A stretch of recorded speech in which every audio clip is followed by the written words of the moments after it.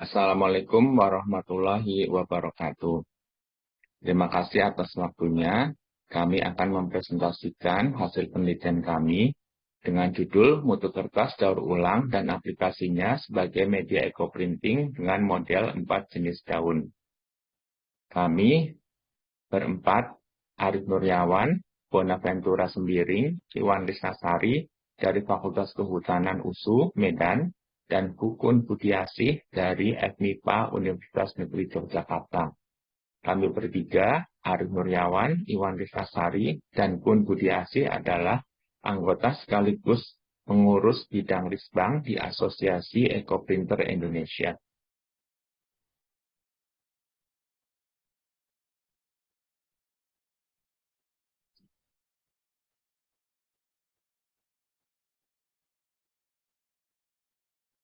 Sebagai pendahuluan, mengapa kertas bekas perlu didaur ulang? Kita melihat potensi kertas bekas di sekitar kita banyak sekali, dan jenis ataupun macamnya juga banyak sekali. Ada kertas kantor yang berupa kertas HPS, kertas kuarto, dan sebagainya, kertas buku tulis, ataupun kertas koran. Nah, supaya bisa dimanfaatkan, maka untuk didaur ulang ini diperlukan. Nah, makanya menggunakan repulping. Dan hasilnya bisa kita manfaatkan untuk bahan baku kerajinan atau craft. Misalnya sebagai block note ataupun cover block note yang di eco-printing. Kita mendaur ulang karena merupakan pilihan bijak. Dengan tidak membakar ataupun membuang saja, kita bisa memanfaatkan kertas untuk tujuan menambah value added atau nilai tambah. Kalau kita membakar akan menghasilkan polusi udara. Demikian juga kalau kita membuang ataupun membakar, kita tidak menghemat penggunaan kertas. Karena untuk menghasilkan 1 ton kertas, kita membutuhkan kurang lebih 17 pohon dewasa. Nah, tujuan penelitian ini adalah untuk membandingkan mutu kertas daur ulang dari segi sifat fisik, sifat mekanis, warna dasar maupun setelah diberi perlakuan eco-printing dengan 4 jenis daun. Untuk bahan dan metodenya, waktu dan tempat penelitian dilaksanakan di workshop dan laboratorium teknologi hasil hutan Fakultas Kehutanan USU yang saat itu masih ada di kampus USU Padang Bulan Medan. Dan lab kami memiliki UTM, Universal Testing Machine, kemudian juga ada colorimeter, alat untuk mengukur color atau warna. Kemudian ada sebagian sampel yang kami kirim ke Balai Besar Pulp dan Kertas Bandung untuk dilakukan pengujian. Ini merupakan pengabdian masyarakat, walaupun berupa penelitian, karena skim yang kami ambil adalah skim PT UPIK, program pengabdian untuk produk intelektual kampus. Nah, bahan metodenya untuk mendaur ulang kertas ini menerapkan metode yang sederhana, yaitu sortasi kertas atau pemilahan kertas sesuai dengan jenisnya. Misalnya dikelompokkan HPS sendiri, buku tulis sendiri, kertas koran sendiri. Kemudian limbah kertas tadi dipotong kecil-kecil menurut jenisnya, kemudian direndam. Dalam hal ini, kami merendam 3 kg kertas selama 24 jam. Nah, ini tujuannya untuk mengapungkan tinta ataupun zat aditif lainnya. Kemudian perbandingan volume kita gunakan 1 gelas kertas yang sudah direndam ditambahkan dengan 3 gelas air atau kurang lebih 120 ml ya untuk 1 gelasnya. Kita tetapkan 1:3, kemudian di blender dengan ditambahkan 1,5 sendok atau kurang lebih 20,6 gram lem tea atau lem fork atau lem polyvinyl acetate. Kemudian campuran hasil blender tadi dituang ke dalam baskom, kemudian disaring, kemudian diatur ketebalannya supaya merata.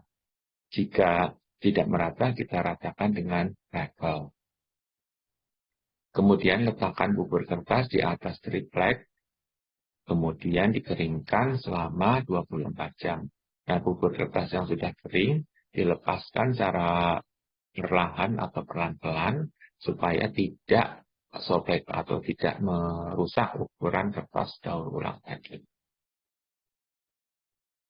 Nah, setelah terkumpul kertas daur ulang yang dihasilkan, kita melakukan berbagai pengujian. Yaitu yang pertama pengujian sifat fisis terdiri atas gramatur, kemudian pengujian kadar air, kemudian pengujian daya serap air. Pengujian ini menganut standar SNI, kemudian rumus-rumusnya ada di sebelah sini. Berikutnya pengujian yang kedua adalah pengujian sifat mekanis. Ini terdiri atas ketahanan tarik dan ketahanan sobek. Untuk ketahanan tarik ini kami lakukan di lab kami sendiri, tapi untuk ketahanan sobek kami kirim ke Balai Besar Pulp dan Kertas. Kemudian pengujian berikutnya, karena ini merupakan kuantifikasi kertas daur ulang, kita mengukur derajat putih. Ini juga kami kirimkan ke Balai Besar Pulp dan Kertas. Kemudian untuk retensi warnanya kita ukur sendiri, merujuk pada Masyamah 2010. Nah, pengaplikasian eco-printing kita menggunakan 4 jenis daun, yaitu jati atau Tectona grandis, kemudian johar atau Senaceae, jeruju, ini yang merupakan salah satu mangrove, Acanthus illicifolius, dan juga Carapiat atau Ricinus communis. Kemudian kita menggunakan morgan. Morgan ini adalah ion logam. Dalam hal ini kami menggunakan aluminium sulfat Al2SO4 3 kali dengan takaran 2 sendok per 1 liter jika kita menggunakan volume per volume, atau 29 gram per 1 liter kalau kita menggunakan berat per volume. Jadi aluminium sulfat ini kita larutkan, kemudian kertas daur ulang tadi kita istilahnya dimorgan, jadi diberi ion logam. Kemudian disusun daun-daun yang akan kita gunakan atau kita ambil pola daunnya, kemudian daun beserta kertas tadi digulung menggunakan pipa, kemudian dibungkus dengan plastik, kemudian direbus. Nah, setelah direbus, kita lepas daunnya, kita akan mendapatkan pola sesuai daun yang kita tata tadi. Kemudian kertas tadi kan masih basah, kita perlu jemur supaya kering. Kemudian pengujian yang berikutnya adalah pengujian perubahan warna akibat eco-printing. Jadi kita melakukan pengujian sebelum dan sesudah di eco. Kemudian nanti setelah di eco kita juga akan melakukan pengujian penjemuran. Nah, pengujian perubahan warna ini dilakukan dengan menggunakan alat colorimeter. Alatnya seperti ini.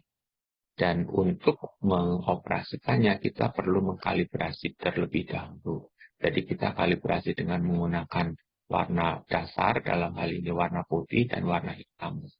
Jadi dia akan meminta dikalibrasi dulu warna hitam, kemudian dikalibrasi dulu warna putih. Nah, kemudian kita akan mendapatkan nilai. Kemudian setelah mendapatkan nilai ini, di sini ada delta L, nilai A, kemudian nilai L, nilai A, kemudian nilai B. Kemudian di measure ataupun diukur, kemudian kita akan mendapatkan nilai L, A, dan B. Nah, ini kita jumlahkan. Jadi, mendapatkan nilai delta L, delta A, dan delta B. Untuk mendapatkan perbedaan warna, kita memasukkan rumus sesuai dengan CIE Lab. Pengujian terakhir adalah menggunakan statistik rancangan acak lengkap non-faktorial 2 faktor dengan model yang digunakan YICK sama dengan mu ditambah faktor A.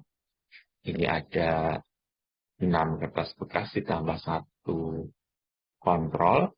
Kemudian faktor BJ, ini 4 jenis daun seperti yang tadi saya kemukakan. Kemudian interaksi antara faktor A dan faktor B, faktor kertas dan daun yang digunakan IJ dan ditambah dalam EICK.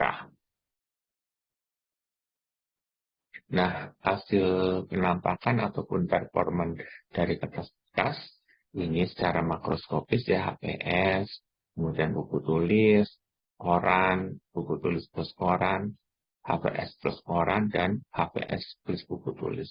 Nah, sebagai kontrol kita menggunakan linen. Nah, untuk mutu atau kualitas kertas bekas, kita kuantifikasi gramaturnya, kadar airnya, dan daya serap air. Untuk gramatur dan kadar air, ini menghasilkan nilai-nilai yang berbeda antara satu jenis kertas dengan jenis kertas yang lain. Tetapi untuk daya serap air, untuk kertas bekas ini sama. Secara statistik tidak ada perbedaan. Kecuali yang berbeda kertas linen. Kemudian untuk sifat mekanis, ketahanan tarik dan ketahanan sobek menunjukkan nilai-nilai yang sama untuk semua jenis kertas. Nah, untuk warna dasar derajat putih, nilai yang paling kecil atau nilai yang kecil ini ditunjukkan oleh kertas yang mengandung koran atau kertas koran itu sendiri. Jadi mulai A3, kertas koran ataupun campuran ya A4 dan A5 kertas tulis plus koran atau HPS plus koran.